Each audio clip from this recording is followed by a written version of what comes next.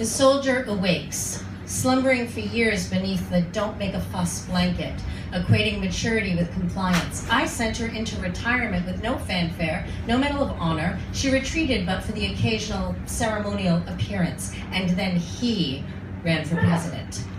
She opened one eye and whispered, "What will you do if he wins?" "Hush," I warned. "Now is not the time to be negative." And then he won. We both stood very silent and still, tears running down our face, willing it not to be true, trying to stop time. Eventually she spoke, deep in my gut, a voice low and shaking with anger. "How will history judge you?" But I had sanded down my edges to fit into the jigsaw, reasoning with those who felt different, choosing my words carefully so as not to offend. I eventually retreated.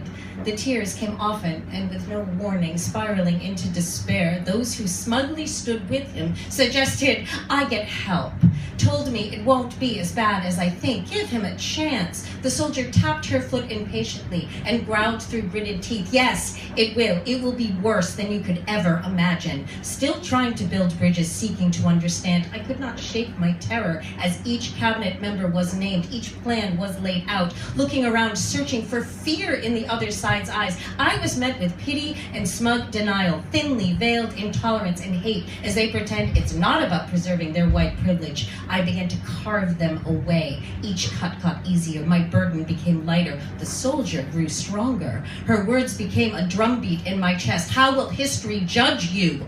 All conversation shifted from convincing the unconvincible to a chant sung by the millions who know better. "Show me what democracy looks like. This is what democracy looks like." The soldier smiled. The soldier smiled and stretched, looked deep in my eyes and asked one more time, "How will history judge you?" Fear lifted like a fog as I straightened my back and set my jaw. Marching through the streets of Washington, I drew strength from the sea of humanity. The soldier and I marched in sync, her muscles flexed, her strength in full display. There was joy in our collective anger, power in our refusal to bend and cower. The edges, so carefully rounded by years of willful assimilation, broke into shards. I am all sharp angles and honed blades, a walking weapon, refusing to play nice ever again.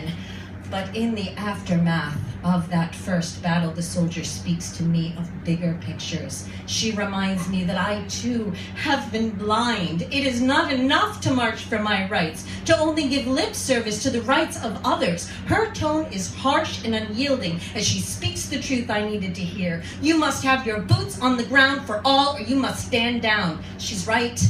We must listen to each other, fight for humanity even when our own is not at stake. A new purpose explodes inside me. Years of blinders ripped from my eyes. The world looks raw and vivid to me now. Friends tell me to be safe, but I will not. I will be fierce. My primal self can smell my enemy, and I taste blood in my mouth. This heightening of my senses spills over into everyday life. I savor exquisite food, swig red wine, fuck with abandon. The soldier nods in approval, and I feel us become one. Rising to my feet, a roar erupts from deep inside. My voice rips through the air and bounces back. It says, "How will history judge you?"